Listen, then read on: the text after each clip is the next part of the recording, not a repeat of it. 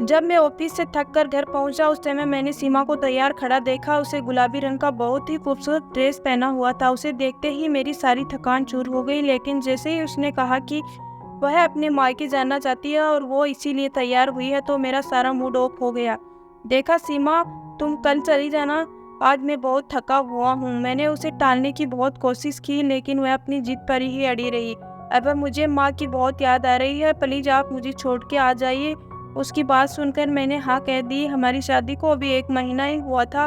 वो लगभग हर हफ्ते मायके जाया करती थी, फिर भी उसका दिल नहीं भरता था। लेकिन मैं क्या करता, अपने दिल के हाथों मजबूर था। सीमा से बहुत मोहब्बत करता था, इसीलिए उसे किसी बात को टालना मुश्किल हो जाता था। मजबूरन मैंने उसे थोड़ा इंतजार करने को कहा और फ्रेश होकर उसके मायके पहुंचा के आ गया। उसने कहा था कि रात को मैं उसे लेने आ जाऊं। जल्दी से वापस लौटा क्योंकि मैं बहुत थक चुका था। आज मेरी तबीयत भी कुछ ठीक नहीं थी। यह बात मैं सीमा को बताना भूल गया था। लेकिन जैसे ही मैं गाड़ी को अपने गेट के पास लेकर आया तो मैंने सामने देखा कि सामने वाली पड़ोसी की छत पर एक हूबहू वैसा ही ड्रेस टक रहा था जो सीमा के पास था। कैसा अजीब इत्तेफाक है, मैंने मन ही मन सोचा। सीमा और भाभी ने एक साथ शॉपिंग की होगी, इसीलिए एक जैसा ड्रेस खरीदा होगा। मैंने इन ख्यालों में खोया हुआ था और जैसे ही मैंने चौकीदार ने गेट खोला, मैं कार अंदर ले गया और मैंने नौकर को कहा कि कोई मुझे डिस्टर्ब ना करे, क्योंकि अक्सर ऐसा इत्तेफाक होते रहते हैं। मैं सीमा को रात को वापस लेकर आया, लेकिन मैं उसे ये बात बताना भूल गया था कि यह ड्रेस हमारी पड़ोस वाली भाभी के पास भी है। लेकिन 2 दिनों बाद मेरी हैरानी का इम्तिहान था। सीमा ने मुझे बताया कि वह मायके जाना चाहती है। आंटी की तबीयत ठीक नहीं है इस वक्त। उसे नीले रंग का बेहद खूबसूरत सूट पहना था। मैंने उसी तरह प्यार भरी नज़रों से देखा। वो आज भी बहुत खूबसूरत लग रही थी। थोड़ी देर बाद मैंने उसे मायके पहुंचाया, लेकिन जैसे ही मैं घर पर पहुंचा तो दंग रह गया कि मेरे पड़ोस वाली टेरेस पर आज भी वैसा ही नीले रंग का ड्रेस टक रहा था। आज सीमा के मायके जाते समय पहना हुआ था। ऐसा कैसे हो सकता है? लेकिन इस बार मैंने इसे सिर्फ एक इत्तेफाक समझा और अपने काम पर लग गया। लेकिन जब तीसरी बार भी ऐसा हुआ तो मेरा सोच शक में बदल गया। कहीं ऐसा तो नहीं कि सीमा मायके का बोलकर मेरे पड़ोस के घर जाया करती है? लेकिन ऐसा कैसे हो सकता है? मैं खुद अभी मायके छोड़कर आया हूँ। ये सब इतनी जल्दी कैसे हो सकता है? लेकिन उस दिन मुझसे रहा नहीं गया और जिज्ञासा के मारे मैं अपने ससुराल की तरफ कार दौड़ाया और जैसे ही वहाँ पहुँचा तो देखा कि सीमा उसी ड्रेस में थी और मुझे देखकर हैरान रह गई थी। अबे, आप अभी तक गए नहीं?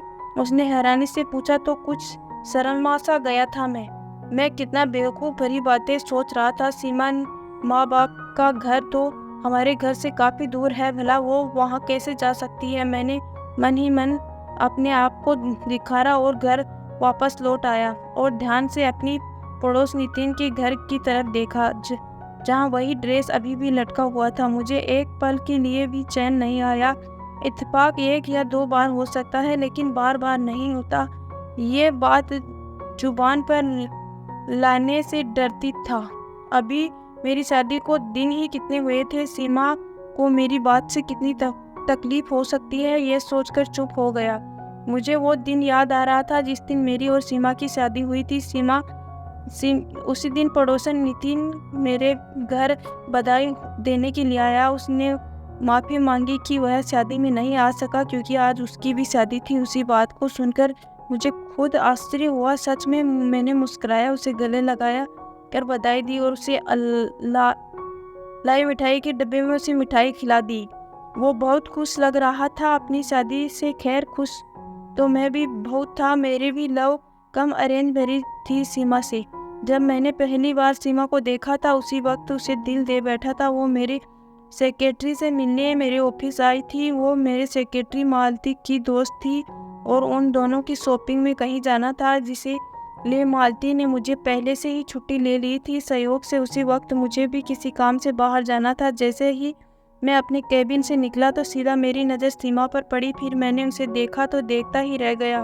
वो इस तरह मुझे अपनी ओर देखता पाकर थोड़ी देर तक के लिए असहज महसूस करने लगी। मैंने जल्दी से अपनी नज़र बदली मैं नहीं चाहते हुए भी वहाँ से निकल आया और जैसे ही मैंने पीछे मुड़कर देखा, वो दोनों मेरे पीछे बात करते हुए निकली थी। सीमा मालती से किसी बात पर खिलखिलाकर हंसी थी और लंबे बाल हवा में उसके मुंह पर आ रहे थे, जिन्हें वो बार बार पीछे कर रही थी। मैंने मौका देखकर मालती से कहा कि अगर तुम चाहो तो मैं तुम्हें लिफ्ट दे सकता हूँ, क्योंकि मैं भी उसी तरफ जा रहा हूँ। मैंने झूठ बोला था, लेकिन मुझे उसी तरफ नहीं जाना था जिस तरफ उसका प्रोग्राम था। मैं दिल के हाथों मजबूर होकर मैंने उसे कहा था। मेरी बात मानकर मालती बहुत खुश हुई और सीमा को हाथ पकड़कर कार में बैठा गई, लेकिन सीमा कुछ झिझकती हुई बैठी थी। मैं उसी दिन ही फैसला कर लिया था कि मैं अपना जीवन साथी सिर्फ और सिर्फ सीमा को बनाऊंगा। उसकी मोहब्बत में इतनी तरह से कैद हो चुका था कि मुझे सब्र भी ना हो सका और 2 दिन बाद ही मालती से सब कुछ कह दिया। वो मेरी बात सुनकर बहुत खुश हो गई थी और उसने बताया कि सीमा एक लोअर मिडिल क्लास की फैमिली से ताल्लुक़ रखती है और जॉब करके अपने माँ बाप और छोटे भाई बहन का ध्यान रखती है। मालती, मुझे उससे कोई बैकग्राउंड से कोई मतलब नहीं, बस मुझे वो पसंद है। आप मुझे बताइए कि कब उसके घर जा सकता हूँ? मैंने पूछा तो उसने मुझे जल्द ही बताने का वादा किया और इसी तरह कुछ दिन बाद मैं अपनी माँ को लेकर उसके घर गया, जहाँ हमारे बड़े अच्छे से स्वागत किया गया। पहली ही मुलाकात में रिश्ता मंजूर कर लिया गया। मैं खुशी का तो ठिकाना ही नहीं था। माँ भी तैयारी में जुट गई थी, क्योंकि वो मेरे साथ नहीं रहती थी। उसे अपने घर के सिवा कहीं दिल नहीं लगता था। जब भी मैं जॉब की वजह से मुंबई में रहता था, ये बंगला, कार सब उन्हीं की तरह से था। मुझे बहुत अच्छा पैकेज भी दिया जाता था और बोनस भी। अगर मुझे कभी देर से बाहर जाना पड़ा तो कंपनी मुझे ज़्यादा पैसे देती थी। मैं अपनी जॉब और लाइफ स्टाइल से बहुत संतुष्ट था और जब सीमा मेरे ज़िंदगी में आई तो तब से मुझे लगता था कि कोई कमी नहीं है। मुझे बहुत गुस्सा आता था। मैं हर वक्त भगवान का शुक्रिया अदा करता था। सीमा भी मेरा बहुत ख्याल रखती थी और वह हर तरह बेहतरीन लाइफ पार्टनर साबित हुई थी। लेकिन जब ये ड्रेस वाला सिलसिला शुरू हुआ तो मेरी रातों की नींद हराम हो गई थी और मुझे बहुत गुस्सा आने लगा था। एक दिन तो मैं चिल्लाकर सारा दिन माँ के घर पे जाने का सोचती रहती हो। तुम एक बार भी नहीं सोचा कि क्या हुआ है? मेरी आवाज़ तेज हो गई, जिसे सुनकर वह डर गई। क्या हुआ है अबे? मुझे कोई गलती हुई है क्या? वह अचानक से रोने लगी और खूबसूरत चेहरे पर डर का भाव देखा। मेरे दिल में इस तरह देखकर पिघल गया और मैंने अपने इस रवैये के लिए माफ़ी मांगी और कुछ ही देर बाद उसे मायके छोड़ के आ गया। लेकिन लौटते समय वही ड्रेस मुझे नितिन के घर पर लटका हुआ दिखा तो मुझे डर लगने लगा था कि मैं अपनी कनपटियों को दबाना शुरू किया था। ऐसा लग रहा था जैसे कि मेरी नसें फट जाएंगी। हर बार मैं सच्चाई जानने के लिए वापस जाया करता और सीमा, उसे घर वाले मुझे अजीब नज़रों से देखा करते और मैं कोई ना कोई बहाना बनाकर उल्टे कदम वहाँ से वापस आ जाता। क्या हो रहा था मेरे साथ? कुछ समझ नहीं आ रहा था। अब तो सीमा भी मुझे नाराज़ रहने लगी थी। मैं सारा दिन चिड़चिड़ा जो रहता था। ऑफिस में भी लोग मुझसे शिकायत करने लगे थे। अगर मैं नौकरी चली जाती तो मैं कहीं का नहीं रहता, इसलिए मुझे अपने दिल और दिमाग को तरोताज़ा करना पड़ता। मगर जिस दिलो दिमाग में इतना तूफान चल रहा हो, वो भला ठीक कैसे हो सकता है? मजबूरन मैंने बीमार होने का बहाना बनाकर 2 हफ्ते की छुट्टी ले ली कि सीमा कुछ परेशान और चिंतित लग रही थी। कभी मुझे लगता था कि वो रात को कमरे से कहीं चली जाती है और जब मैं उठकर पूरे घर में उसे ढूंढता तो वो कहीं नहीं मिलती। मजबूरन जैसे ही मैं कमरे में वापस जाता तो वो बेड पर सोई रहती थी। एक रात मैंने उसे जगाया और सीमा, तुम कहाँ चली गई थी? तब उसने आश्चर्य से पूछा, अबे आप दिखाई नहीं दे रहे थे। मैं तो सो ही रही थी, बल्कि आप बाहर से आ रहे हैं। शायद वो उल्टा मुझ पर शक भरी नजरों से देखने लगी तो इस बात पर मैं चुप हो गया और कोई जवाब दिए बिना ही अपनी जगह पर लेट गया। हो सकता है मैंने कोई सपना देखा हो। उसी दिन के बाद सीमा उकड़ी उकड़ी सी रहने लगी थी। मैंने उसे कई बार पूछा तो कोई परेशानी है, तो वो अजीब सी नज़रों से मुझे देखती और कहती, क्या हुआ है आपको अभय? मुझे आपकी दिमागी हालत ठीक नहीं लगती। उसके इस तरह देखने पर मैं अपना सिर पकड़ लेता। वो ठीक ही तो कह रही थी, मैं आजकल उल्टी सीधी बातें ही करता रहता था, पर इस बारे में मैंने सोच लिया था कि इस रहस्य का मैं पता लगाऊंगा। और जैसे ही सीमा को मायके छोड़कर वापस आया तो देखा कि रोज की तरह बैंगनी जोड़ा नितिन के घर की छत पर टका हुआ है। कुछ सोचकर मैं अंदर गया और सीढ़ियों से चढ़कर सीधे छत पर आ गया। मैंने नितिन की छत के बिल्कुल मिली हुई थी। मैंने चारों ओर देखा और बाद में उसकी छत उलांगी और तार पर टंगे हुए कपड़े को बीच में से, कमीज वाले हिस्से को बीच में से फाड़ दिया। उन्हें कपड़े को नफरत से देखने लगा जिन्होंने मुझे बहुत तड़पाया था। मेरे पूरा शरीर में आग लगी हुई थी। मैं जैसे आया था वैसे ही वापस चला गया और फिर से अपनी ससुराल की तरफ कार दौड़ाई। आज मैं सच्चाई का पता लगाना था और आज दूध का दूध और पानी का पानी करना था। मैं तेज रफ्तार से कार चलाई थी और जैसे ही मैंने सीमा के घर का दरवाज़ा खटखटाया तो सीमा ने दरवाज़ा खोला। वो मुझे देखकर हैरान नहीं हुई थी क्योंकि मैं हमेशा ही वापस आ जाया करता था, लेकिन उसे देखकर मेरे पैरों तले ज़मीन खिसक गई क्योंकि उसी की कमीज का दामन बीच में से फटा हुआ था, जैसा बिल्कुल मैंने फाड़ा था वैसा ही। ये सब देखकर मुझे गुस्सा आ गया और अपने होश हवास खो बैठा। बिना सोचे समझे सीमा की गाल पर एक जोरदार थप्पड़ मार दिया। वो इस हमले के लिए तैयार नहीं थी। वो चकरा कर गिर पड़ी और जोर जोर से चिल्लाने लगी, सबको बुलाने लगी, माँ, भैया, पिताजी। उसने इस तरह से चिल्ला कर सबको इकट्ठा कर लिया। मैंने उसका हाथ पकड़ा और खींच लिया, चलो मेरे साथ। मैं भी चिल्लाया, क्या हुआ बेटा, आप ऐसा क्यों कर रहे हो? मेरे सास ससुर हैरानी परेशानी बीच में आ गए और पूछने लगे। मेरी सांस फूल रही थी, आप ये सब अपनी बेटी से क्यों नहीं पूछते? किसी बेवकूफ़ बना रही है। मेरे ससुर ने मेरा हाथ पकड़कर नरमी से पूछा, अंकल मुझे इसे पूछिए कि इसकी कमीज कैसे फटी है। मैंने अपनी सांस को नियंत्रण करते हुए बड़ी मुश्किल से कहा। मेरी बातों से वो सब चौंक कर एक दूसरे की ओर देख रहे थे, लेकिन इसकी कमीज तो अभी अभी गेट से अंदर आते हुए दरवाजे पर लगी कील से फटी है। और सीमा अभी तक जमीन पर बैठी हुई आंसू बहा रही थी। ये नहीं हो सकता, आप सब इससे मिले हुए हो, इसके झूठ में इसका साथ दे रहे हो। मैं अपने दिमाग से बाहर हो चुका था और सीमा को जबरदस्त घसीटता हुआ वहाँ से ले आया। माता पिता गिड़गिड़ाने लगे, लेकिन मुझे उनके कुछ सुनाई नहीं दिया। लेकिन मुझे अब उस पर जरा से भी दया नहीं आ रही थी। घर पहुंचकर मैंने उसे बालों को पकड़ा और बोला, क्या चक्कर है तुम्हारा नितिन के साथ? ये क्या कह रहे हो अब है? वो चीखी, लेकिन मुझे उसकी कोई परवाह ना थी। मेरी बात सुनकर उसके चेहरे का रंग उड़ गया था। मैं पागल हो गया था, लेकिन मुझे अब उसकी कोई परवाह नहीं थी। कोई गिरा हुआ इंसान नहीं था जो आंखें देखी मक्खी निगल सके, मगर वो लगातार इनकार करे जा रही थी। मेरा गुस्सा से बुरा हाल था। मैंने उसे कहा, अगर वो सच बता देगी तो मैं उसे कुछ नहीं कहूँगा, बस वो एक बार अपनी बात मान ले। तभी अचानक मैंने देखा कि पुलिस वहाँ आ पहुँची है। उसमें एक महिला कांस्टेबल ने आते ही सीमा को मेरे हाथ से छुड़ाया और उसे सोफे पर बैठाया और उसका बयान लेने लगी। जब मुझे हथकड़ियाँ पहना दी गई थी, ये सब क्या है? मैं चिल्लाया, ये तो बेटा आपको थाने चलकर ही पता चलेगा। हाँ भी, उसने बोला।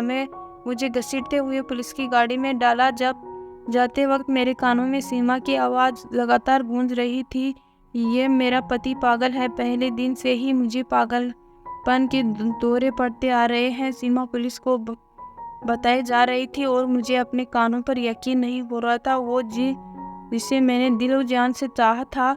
मैंने हवालात का आज दूसरा दिन था और सीमा ने मेरे खबर तक नहीं ली थी और मुझे उस बात पर बिल्कुल भी विश्वास नहीं हो रहा था जो कुछ भी उसे पुलिस को बताया था। मैं एक दिमागी मरीज हूँ और मुझे पागलपन के दौरे पड़ते हैं, तब मैं उसे जुल्म करता हूँ।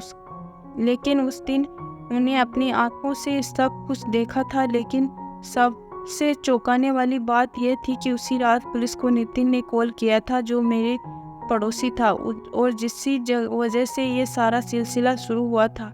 मुझ पे आश्चर्य के वार पर वार हुए जा रहे थे।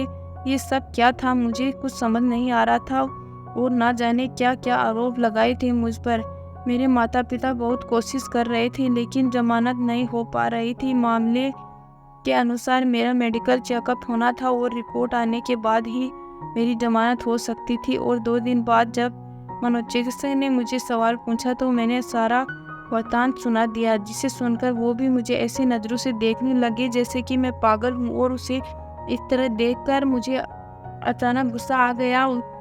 आपको क्या लगता है मैं पागल हूँ? मैंने गुस्से में आकर पूछा तो मुझे समझने लगा, मिस्टर अभय, आप जो किस्सा बता रहे हैं वो नामुमकिन सी बात है। लेकिन बार बार नहीं, वो आराम से कह रहा था, बल्कि मेरे सांस बढ़ने लगी। डॉक्टर साहब, यही तो समझ रहा हूँ, इत्तेफाक नहीं था। मैं अब अपने आप पर काबू नहीं रख पा रहा था और डॉक्टर ने मेरी हाँ में हाँ मिलाकर मुझे खामोश कर दिया। जबकि उस रिपोर्ट परिमाणिक रूप से जज ने मुझे 2 महीनों के लिए मेंटल हॉस्पिटल में भेज दिया। मैं चीखता चिल्लाता रहा, मैं पागल नहीं हूँ। लेकिन वहाँ किसी को भी कोई फर्क नहीं पड़ा। सब लोग मुझे तरस भरी निगाहों से देख रहे थे। मुझे अस्पताल में हर जगह यही सुनने, बेचारा कितना सुंदर नौजवान लड़का, देखो ना जाने क्या सदमा लग गया है। एक नर्स ने मुझे दूसरे नर्स से कहते कहा, जब मैं सचमुच पागलों की तरह बुद्धू बना बैठा था। इस दोनों महीनों में मेरे साथ जो कुछ भी हुआ था वह मेरी समझ के परे था। शायद मैं सचमुच पागल हो चुका था। मुझे पागल खाने में 1 हफ्ता हो चुका था जब मुझे कोई मिलने आया। मैं मुलाकात वाली जगह पर पहुंचा। तुम दोनों एक साथ? बस मैं इतना ही कह पाया। हाँ अभय, हम दोनों साथ इसलिए आए हैं ताकि तुम्हें गलतियां बता सके। और मुस्कुराए। तुम सहेली याद है? अचानक उसने पूछा। कौन सहेली? मैंने आश्चर्य से कहा। हाँ, तुम्हें कैसे याद होगा भला, क्योंकि तुमने कॉलेज के लिए यूनिवर्सिटी तक ना जाने कितनी लड़कियों को इश्क में फंसाया है। इसमें एक लड़की शालिनी भी थी, जो कि मेरी छोटी बहन थी, और वो दूसरों लड़कियों से बहुत अलग थी, नरम दिल थी। वो तुम्हें टाइम पास को सच्चा मोहब्बत समझ बैठी थी और तुमसे ही शादी करने चाहती थी। ये तुमने इनकार कर दिया तो वो छत से कूदकर अपनी जान दे बैठी थी। जान देने की कोशिश में वो बच गई थी, लेकिन हमेशा के लिए अपाहिज हो गई थी। अब तक वो सिर्फ दवाइयों के सहारे ही जिंदा है। मैं जब भी अपनी बहन को इस हालात में देखता हूँ तब मुझे उस आदमी से सख्त नफरत महसूस होती है। फिर एक दिन मुझे शायरी की डायरी मिल गई जिसे उसने तुम्हारे बारे में सब कुछ लिखा था, और उस दिन मैंने तुमसे बदला लेने का फैसला लिया। मैंने तुम्हें बर्बाद कर देना चाहा। सबसे पहले मैंने तुम्हारे घर के बगल में ही घर खरीद लिया। सीमा, जो मेरे ऑफिस में काम करती थी, उसे इतनी छोटी सी जॉब थी, बड़ी मुश्किल से घर का खर्चा चलाती थी, लेकिन ये बहुत खूबसूरत थी, इसलिए मैंने सीमा को एक बड़ी रकम के बदले में ये सब नाटक करने को कहा। और मेरी खुशी का ठिकाना ना रहा जब तुम सीमा को पहली ही नज़र में पसंद कर लिया। मुझे पता चला था कि तुम सीमा जैसी खूबसूरत लड़कियों को कभी इग्नोर नहीं कर सकते, और तुम्हें सीमा से शादी कर ली। फिर मैंने प्लान बनाया कि उसको अंजाम देना शुरू कर दिया। पहले तो तुमने कई दिनों तक देखा नहीं, मगर एक दिन तुम्हारी भटकती हुई नज़र मेरी छत पर आ ही गई। तुम्हारी बर्बादी का कारण बनी। यही नहीं, मैंने सीमा को कुछ दवाइयाँ भी दी थी जिससे तुम अपना होश खो बैठो और तुम्हें गुस्सा आता रहे, ताकि हर कोई तुम्हें पागल समझे। ये सब बताते हुए वो बहुत खुश लग रहा था। उसके होठों पर उपहास भरी हंसी थी। मुझे धीरे धीरे सब कुछ याद आने लगा था। अब मुझे गुस्सा नहीं आया करता था, क्योंकि मैं एक नरम स्वभाव का बंदा था, और ये सब रितेश की दवाइयों का असर व चमत्कार था, जिस वजह से मुझे शांत रहने की दवाइयाँ दी जाती थी। अब मुझे पागलपन के दौरे नहीं पड़ते थे, और आज भी मैं पूरे होश हवास में था। मुझे बड़ी मुश्किल से साइली के साथ जो कुछ हुआ उसे मुझे बहुत अफसोस है, लेकिन तुमने बहुत बड़ी भूल कर दी है। साइली और मैं क्लासमेट थे, लेकिन साइली जिस अभय को चाहती थी वो हमारे सीनियर था। मेरे तो साइली से कभी हाय हेलो भी नहीं हुई थी। वो हर वक्त फाइनल ईयर के अभय के साथ रहती थी और हर रोज़ एक नई लड़की को फंसाता था। मुझे कुछ नहीं पता जिस साइली ने यूनिवर्सिटी आना क्यों बंद कर दिया था। मुझे बस अपनी पढ़ाई से मतलब था, और जब तुमने साइली की डायरी में अभय नाम लिखा देखा तब बदकिस्मती से क्लास में जो अभय था वो मैं था। अब हूँ और आ गया मेरी ज़िंदगी बर्बाद करने। कम से कम एक बार किसी से पूछ तो लेते कि साली के साथ कौन सा अभय होता था। सदमे और दर्द से मेरे बुरा हाल था। मुझे उसे गुनाह की सज़ा मिली जो मैंने किया ही नहीं था। मेरी कहानी सुनकर नीतीश और सीमा सदमे में आ चुके थे। उन दोनों के चेहरे उतर गए थे कि मैंने कोई गुनाह नहीं किया था। उस दिन तो वह दोनों चले गए और दो दिन बाद ही मुझे छोड़ दिया गया। नीतीश और सीमा ने अपनी गुनाह कबूल कर लिया था। जब मुझे पता चला तो मैंने जल्दी ही अपने वकील से बात की और उन दोनों को माफ़ कर दिया। मैं जानता था कि वह दोनों ही बेकसूर थे। वो अपनी बीमारी, पिता की दवाइयों और घर खर्च पूरा नहीं कर पा रही थी और नीतीश को बदले लेने की आग से यह सब कुछ किया था। मैं अपने घर वापस लौट चुका था लेकिन चौंक गया जब वह मैंने सीमा को इंतज़ार करते हुए पाया। तुम्हें यहाँ? हाँ अभय, मैं आपकी गुनहगार हूँ, मुझे माफ़ कर दो। अगर तुम्हारे दिल में मेरे लिए थोड़ी सी जगह है तो मुझे अपने जीवन से मत निकालना। मैं तुमसे मोहब्बत हो गई है अभय। आप जैसे इंसान मैंने आज तक मेरी ज़िंदगी में कभी नहीं देखा। मैं आपको बिल्कुल खोना नहीं चाहती। वो सिसकते हुए मेरे कदमों में गिर गई। उसका पूरा शरीर काँप रहा था। मैं उसे नफरत करने की लाख कोशिश करता लेकिन ये दिल उसे एक आंसू से पिघल चुका था। वो अब भी मेरी महबूबा थी। मैंने उसे कंधों से पकड़कर उठाया और उसके आंसू पूछे, सीमा अगर तुम वाकई ही अपने किए पर शर्मिंदा हो तो मैं तुम्हें माफ़ करता हूँ, मगर ये याद रखना कि मैं भी एक इंसान हूँ, शायद बार बार माफ़ ना कर सकूँ। मेरी बातों पर वह फूट फूट कर रोने लगी और मैंने दिल में सोच लिया था कि पछताओं के आंसू हैं, इसके मतलब कि सीमा को सचमुच मुझसे मोहब्बत हो गई है। मैंने भगवान का शुक्रिया अदा किया जिसे मुझे मेरी मान और सम्मान वापस दिला दिया था, वरना एक गलतफहमी के आधार पर मेरी पूरी ज़िंदगी तबाह हो जा रही थी। इसे बड़े बुजुर्ग कहते हैं, कोई भी कार्य सोच समझकर करना चाहिए। Thank you so much guys.